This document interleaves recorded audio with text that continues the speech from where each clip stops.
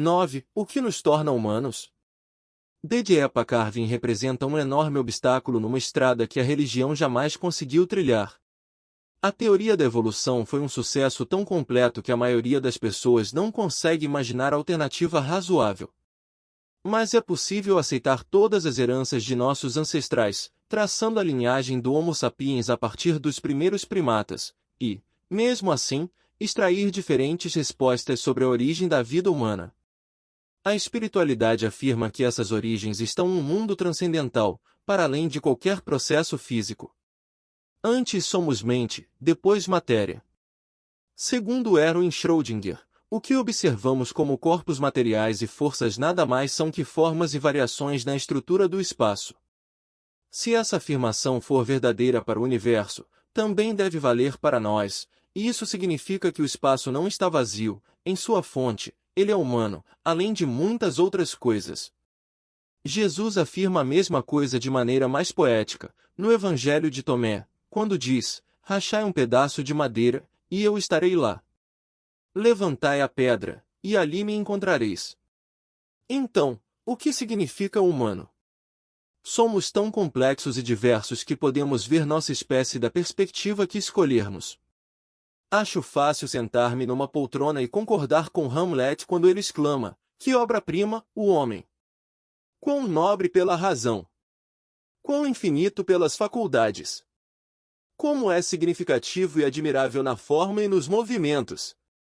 Nos atos, quão semelhante aos anjos! Na apreensão, como se aproxima dos deuses! De repente sinto-me transportado para o período do fim do Renascimento, para um mundo cheio de confiança, ainda ancorado na origem divina dos seres humanos. Mas outra pessoa poderia escolher um livro-texto sobre antropologia e se transportar, na mesma velocidade, para o Triângulo de Afar, no nordeste da Etiópia, onde paleontólogos escavaram o mais antigo fóssil remanescente de nossos ancestrais hominídeos. As pessoas dos tempos modernos tendem a ver essas coisas materiais, esqueletos, dentes fossilizados, uma fratura no crânio indicando o ataque de outro animal, como provas científicas convincentes. Ao mesmo tempo, ossos e fósseis superaram conceitos há muito reconhecidos. Não foi só a religião que Darwin desbancou, mas também séculos de antropocentrismo, da convicção de que os seres humanos eram as criaturas mais privilegiadas da criação. De repente, nos tornamos nada mais que um elo na corrente biológica. Lucy, o mais famoso exemplo de Australopithecus afarensis, está muito distante de Hamlet, cerca de 3,2 milhões de anos. Cada passo atrás nos deixa mais perto do reino animal e mais longe da especial atenção de Deus. Mas temos de ir até o extremo oposto, a fim de avaliar o que significa ser apenas humano, ou principalmente humano, a partir de restos enterrados. Alguém já disse que entender a mente humana por meio de evidências físicas é o mesmo que encostar um estetoscópio do lado de fora do estádio Astrodome de Houston para aprender as regras do beisebol. A espiritualidade não contesta os paleontólogos e suas arrebatadoras descobertas de hominídeos ainda mais antigos que Lucy.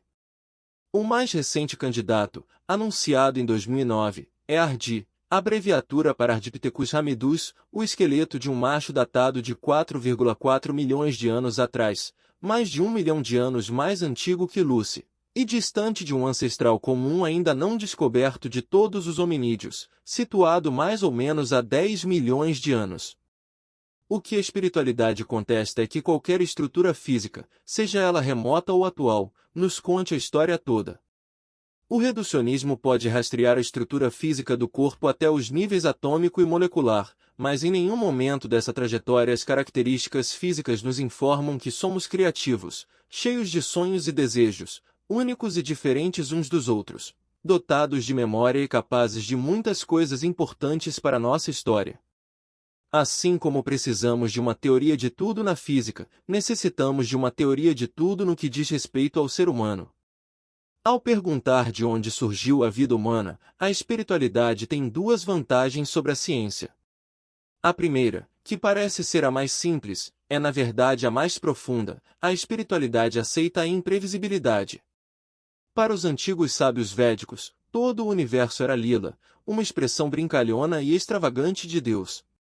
O elemento de espontaneidade não pode ser descartado da história humana. No laboratório, é possível tornar os ratinhos felizes alimentando-os, e cada vez que eles dão uma mordiscada na comida, um centro específico de prazer se ilumina em seu cérebro. Pode-se dar um passo adiante e treinar os ratinhos a esperar a comida sempre que ouvem uma campainha ou um zumbido, uma variação do famoso condicionamento de cães de Pavlov. Quando os ratos ouvirem esse som, os centros de prazer em seu cérebro também vão se iluminar, mostrando que os animais antecipam o prazer, assim como nós, quando pensamos nas próximas férias nas Bahamas ou num presente de Natal perfeito.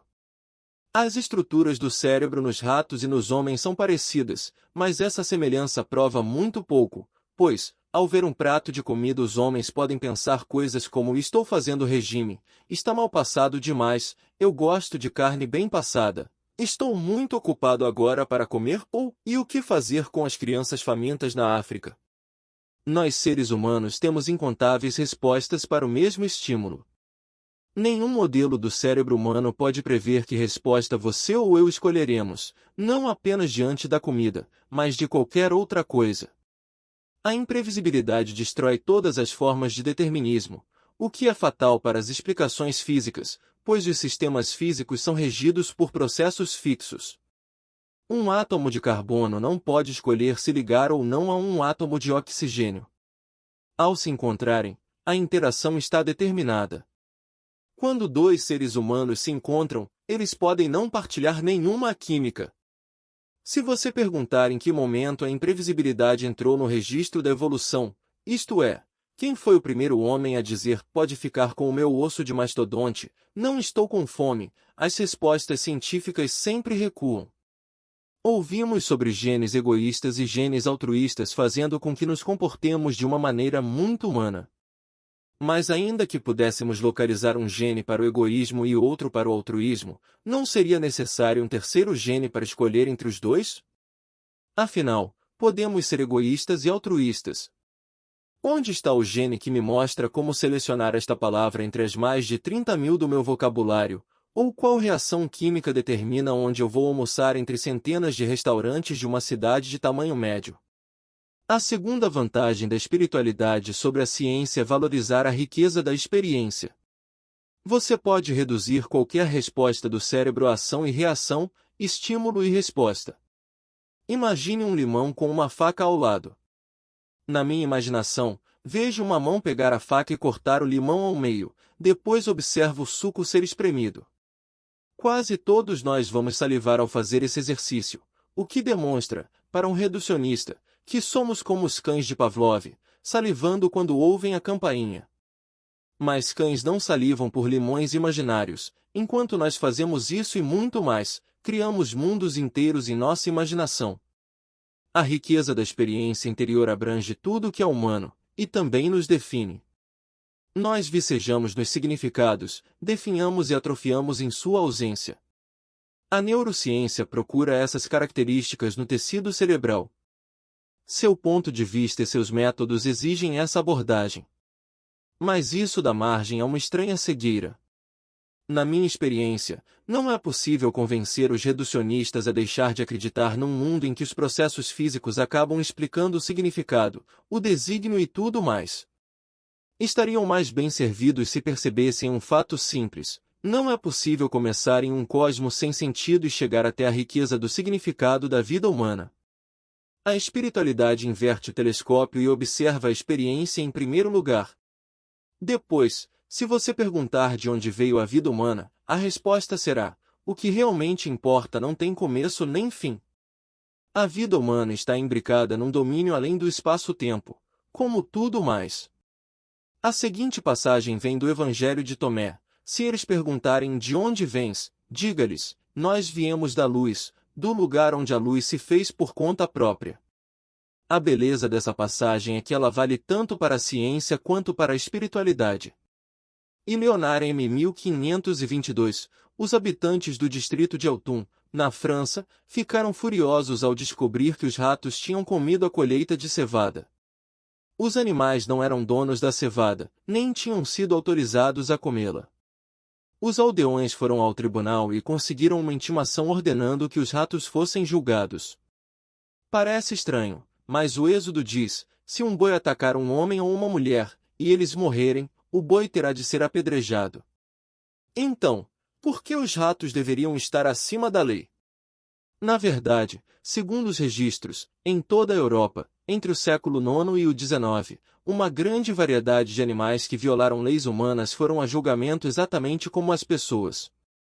Bois, porcos e touros eram encarcerados, torturados para confessar e até enforcados pelo mesmo verdugo que executava os homens. Em Autun, um oficial de justiça foi até uma área onde se acreditava residir os supostos ofensores, e foi lida uma solene notificação, em alto e bom som, exigindo que os ratos comparecessem ao tribunal.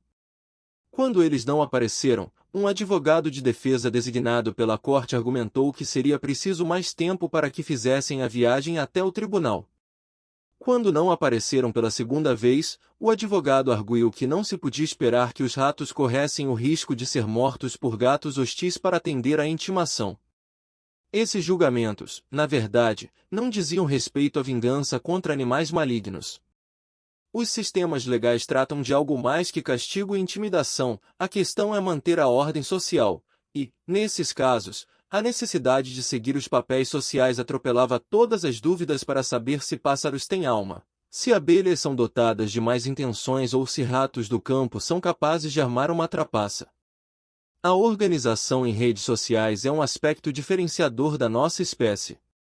Claro que não encontramos ordem social apenas entre os seres humanos, mas também em animais como formigas, cupins e abelhas. Um de nossos companheiros mamíferos também vive em sociedades altamente organizadas, o rato toupeira pelado. Esses animais constroem sua casa em colmeias subterrâneas apoiados numa força de trabalho especializada e mantidos por uma só rainha procriadora. Sozinho, um rato toupeira pelado não poderia se manter aquecido, conseguir alimento ou evitar os predadores, por isso, não duraria muito. Mas mesmo esse animal altamente socializado, ao esbarrar com outros de sua espécie, não conjectura se a busca por alimento o deixou estressado, não analisa o que sente sobre a situação dos predadores nem formula questões sobre os roedores famintos na África. Um ser humano, por outro lado, pode ajudar um estranho idoso a atravessar a rua, conjecturar sobre como outra pessoa se sente e não confiar num médico que use argola no nariz. Além disso, os homens desenvolveram uma cultura, o que outras espécies só apresentam sob forma muito rudimentar. As pessoas são naturalmente miméticas. Por isso, mesmo quando ainda vivíamos na floresta, éramos capazes de aprender coisas novas, atitudes que iam além do instinto, ao observar uns aos outros, vantagem que a maioria das outras espécies não possui. Podem ter se sucedido milhares de gerações de ursos até se desenvolver a densa pelagem, mas nossa espécie só precisava que um só homem tivesse a ideia de esfolar um urso para fazer um casaco de pele, possibilitando assim que nossa espécie ficasse sempre aquecida. Hoje nos baseamos em descobertas humanas feitas ao longo de milhares de anos e partilhamos nosso conhecimento com o mundo todo. Os laços que cimentam a sociedade humana são muito mais complexos que os existentes entre outros animais. Mesmo comparada aos de nossos parentes mamíferos mais próximos, nossa capacidade social se destaca. A família taxonômica que os seres humanos pertencem é chamada hominídeos, e nosso gênero, uma espécie de subfamília de parentes mais próximos, se chama Homo. Nossa espécie, o Homo sapiens, é uma entre mais de uma dúzia de gêneros de Homo, sendo que os mais conhecidos, além de nós, são os neandertalenses, o Homo habilis e o Homo erectus, todos eles, claro, mortos há muito tempo, talvez por falta daquelas habilidades sociais mencionadas. Muitas dessas espécies não humanas se envolveram em atividades semelhantes às dos homens, como o uso de ferramentas, o domínio do fogo, o enterro dos mortos e rituais culturais, como pintar o próprio corpo. Mas nenhuma vivia numa sociedade tão complexa quanto a nossa. Quais são os talentos específicos que nós homens desenvolvemos e que nos possibilitam interagir de forma tão eficaz com tantos outros seres humanos, viver em cidades com mais de 1 milhão ou até 10, ou mais, milhões de habitantes? Um desses talentos é a linguagem. A linguagem não só facilita muito as interações sociais como também possibilita a transmissão de conhecimento pela sociedade e ao longo das gerações. Golfinhos e macacos podem trocar sinais, mas só os seres humanos têm capacidade de explicar a seus filhos os matizes complexos. Um código moral também é importante. Nossos ancestrais primatas podem não ter tido necessidade de se preocupar com uma sociedade em crise por causa de fraudes em investimentos, mas em geral as pessoas que vivem juntas são melhores na relutância que demonstram para bater na cabeça dos outros com uma pedra. Talvez pareça que os seres humanos estão sempre em guerra, mas nossa resistência em matar é na verdade tão forte que uma pesquisa feita pelo Exército dos Estados Unidos durante a Segunda Guerra Mundial concluiu que 80% dos combatentes não conseguiam atirar no inimigo, mesmo quando atacados. Os seres humanos também são capazes de gestos altruístas mais deliberados e abrangentes que outras espécies, e certas estruturas do nosso cérebro relacionadas ao processo de recompensa entram em ação quando participamos de atos de cooperação mútua. Até bebês de 6 meses avaliam os outros baseados no comportamento social. Em uma experiência, alguns bebês observavam um escalador que consistia em um disco de madeira com grandes olhos na superfície. O escalador começava a subir uma rampa, tentava chegar ao topo, mas não conseguia. Passado algum tempo, às vezes um triângulo auxiliar, com olhos semelhantes na superfície, vinha de baixo e ajudava o escalador com um empurrão. Outras vezes, um quadrado daninho se aproximava do alto da rampa e empurrava o escalador circular para baixo. Os organizadores do experimento investigavam se os bebês, sem interferência ou envolvimento de um espectador, tomariam alguma atitude em relação aos quadrados daninhos. E foi o que aconteceu, a julgar pela tendência dos bebês de tentar pegar os triângulos auxiliares, e não os quadrados daninhos. Mais ainda, quando o experimento foi repetido com um espectador auxiliar ou neutro, e depois com um daninho ou neutro, os bebês preferiram os triângulos amigos ao bloco neutro, e preferiram o bloco neutro aos antipáticos quadrados. Muito antes de conseguir verbalizar a atração ou o repúdio, nós temos um sentido de moralidade, somos atraídos pelos bons e repudiamos os não bons. Outra característica que distingue os seres humanos de outras espécies é nosso desejo e nossa capacidade de entender o que outros da nossa espécie pensam e sentem. Essa capacidade é chamada de teoria da mente ou tudo-M, para abreviar. A tudo-M nos permite entender o comportamento passado de outras pessoas e prever os desdobramentos de sua atitude em circunstâncias presentes ou futuras. Só os seres humanos têm uma organização social e relações que exigem muito da tudo-M de cada um, e, embora os cientistas ainda debatam se alguns primatas não humanos usam a tudo-M, caso usem, parece ser num nível rudimentar. Nos homens, porém, uma simples tudo-M se desenvolve nos primeiros anos de vida, e aos 4 anos quase todas as crianças já são dotadas da capacidade de avaliar os processos mentais de outras pessoas. É isso que nos possibilita organizar grandes e sofisticados sistemas sociais, desde comunidades agrárias até grandes corporações. Quando essa característica é disfuncional, como no caso dos autistas, as pessoas podem ter dificuldade para viver em sociedade. Todas essas características, em especial a tudo-M, exigem certa quantidade de poder cerebral, e por isso as vantagens da interação social para a sobrevivência podem ser um fator ainda mais importante na evolução do cérebro humano que as habilidades ou a capacidade de tomar decisões, possibilitadas pelo cérebro. As características em debate vão ao cerne do que nos torna humanos, e estamos nos aperfeiçoando cada vez mais no mapeamento das áreas do cérebro responsáveis por elas. Mas Deepak vê como fonte da nossa humanidade, algo menos tangível, que vai além do físico. Deepak argumenta que a espiritualidade tem a vantagem de incluir a imprevisibilidade e a espontaneidade como elementos-chave na história humana.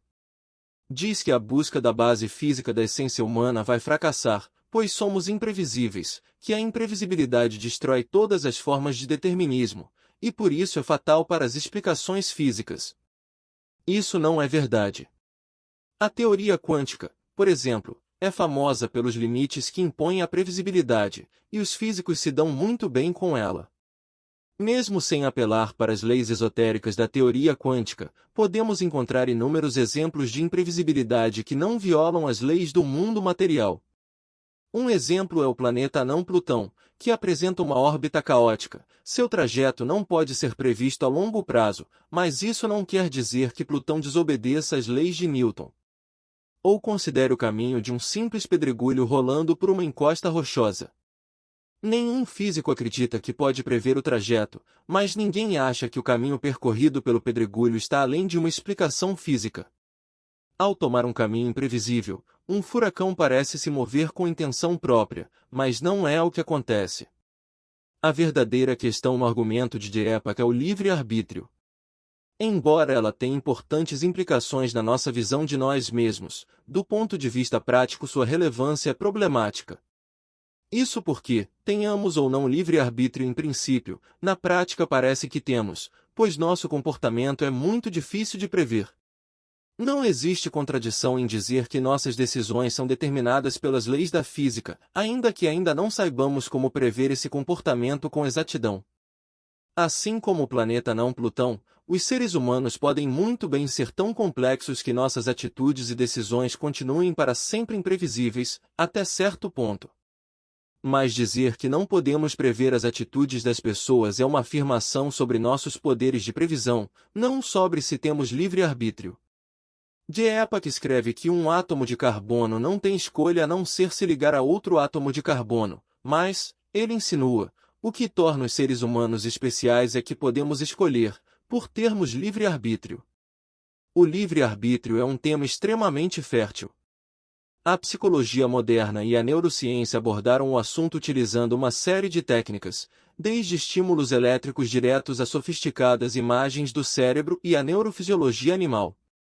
Na verdade, a ciência está desafiando nossa compreensão intuitiva e tradicional a respeito das escolhas humanas. Experimentos diversos parecem indicar que elas são muito mais automáticas e restritas do que gostaríamos. Vamos considerar nosso gosto em relação à beleza facial. Parece algo muito pessoal, definido por nossa sensibilidade individual, embora talvez também influenciado pela cultura em que vivemos. Inúmeros estudos mostram que homens e mulheres, a despeito de cultura e de raça, costumam concordar sobre os rostos mais atraentes, e que essas preferências surgem muito cedo na vida. A chave? Rostos com feições mais próximas da média são considerados mais atraentes. Então, se você estiver em busca de astros de cinema, a receita é simples. Jogue uma centena de rostos aleatórios de homens e mulheres num computador gráfico especialmente programado e tire uma média. Não é romântico, mas funciona. Os rostos resultantes dessas manipulações são os que consideramos atraentes. Nosso senso de moralidade também parece ser basicamente inato. Estudos mostram que, quando confrontados com uma situação que envolve questões morais, as pessoas chegam a um julgamento moral de forma rápida e inconsciente, e só uma fração de segundo depois estabelecem uma razão consciente para justificar o que sentem, baseadas em valores práticos ou religiosos. Até agora as evidências apoiam a visão de que os arranjos físicos de todos os átomos e moléculas, bem como as leis da natureza que os governam, determinam nossas ações futuras, da mesma forma que determinam as ações do Sol ou o crescimento de um botão de rosa. Mas a ciência não provou que não existe uma consciência imaterial moldando nossas decisões, nem está claro se algum dia conseguiremos provar a ausência de um fenômeno, como a alma, que não tenha uma manifestação física. Tudo que a ciência pode dizer na verdade é que, se isso existisse, seus efeitos no mundo material já teriam sido notados, e até agora não existe qualquer evidência concreta desses efeitos. Pode ser difícil acreditar que a natureza governe nossas ações, e não alguma versão de um eu imaterial que transcende as leis da natureza. É muito difícil nos enxergarmos de forma precisa e objetiva. Todos os nossos julgamentos são feitos em referência às nossas convicções e expectativas anteriores, que, por sua vez, são influenciadas por nossos desejos. O especialista em ilusões Alsequel me apresentou uma fantástica demonstração de como a expectativa pode moldar nossas convicções. Começou com um trecho de uma canção da banda Led Zeppelin. Se houver um agito na sebe, não se assuste, é apenas uma faxina da primavera para a rainha de maio. Os versos seguintes dizem que, embora haja diversas maneiras de viver a vida, sempre se pode mudar de direção. Depois de me mostrar a canção, Sequel apresentou-a outra vez de trás para frente, efeito fácil de obter usando-se um aplicativo de edição de som. Parece absurdo esperar que a voz de um cantor faça sentido linguístico tocada tanto para frente quanto para trás, e realmente ouvi a versão de trás para frente diversas vezes. Como eu tinha imaginado, ela soou totalmente descabida. Mas Sequel garantiu que aquela canção fazia sentido quando tocada ao contrário, e que Led Zeppelin teve essa intenção. Para me ajudar a entender a mensagem codificada naquela versão, ele me ofereceu uma referência, uma versão impressa do texto de trás para frente, para eu ler enquanto ouvia. Eis o que dizia: "Ó, aqui está meu doce Satã. Aquele cujo pequeno caminho me deixou triste, cujo poder é Satã. Ele dará aos que estiverem com ele 666. Existe uma pequena oficina onde ele nos fez sofrer, triste Satã." 2. Pensei que quando ouvisse a canção de novo eu iria continuar achando a letra sem pé nem cabeça, mas, quando a acompanhei com o texto impresso, fiquei chocado ao perceber como as palavras realmente combinavam. Eu agora estava convencido de que Sequel estava certo, e tive dificuldade para entender como não conseguirá distinguir aquelas palavras das primeiras vezes. Fiquei atônito. Em seguida Sequel disse que o Led Zeppelin na verdade não tinha codificado a mensagem satânica, que as palavras haviam sido inventadas. Era possível arranjar outras que se encaixassem naquela incoerência, ele explicou, e eu teria acreditado que estavam na canção, se tivesse me apresentado antes como letra. Quando percebemos a realidade sem preconceito, como eu fiz da primeira vez, a mente julga o mundo de forma bem diferente do que quando o avalia no contexto de uma convicção ou expectativa, como fiz quando Sequel me deu o texto. Isso também se aplica à forma como percebemos a nós mesmos. Nosso eu é o elemento mais fundamental do nosso mundo, e não conseguimos abordar o sujeito do eu sem vieses ou preconceitos. Será que nosso sentimento intuitivo quanto ao lugar especial que nossa espécie ocupa no universo, e quanto ao livre-arbítrio que nos torna tão especiais, está correto, como na compreensão das letras da canção? Ou será uma ilusão de nossa subjetividade, como na compreensão daquela letra quando tocada de trás para frente? Como podemos julgar a nós mesmos e a humanidade a partir do lado de fora, como se não fossemos um de seus integrantes? Alienígenas avançados talvez nos agrupassem com esquilos e ratos, seres inferiores, meros automatos, e vissem a si mesmos como seres diferentes, como se fossem a única espécie realmente inteligente, a única dotada de livre-arbítrio. Mas, segundo as provas da ciência até agora, eles também estariam enganados.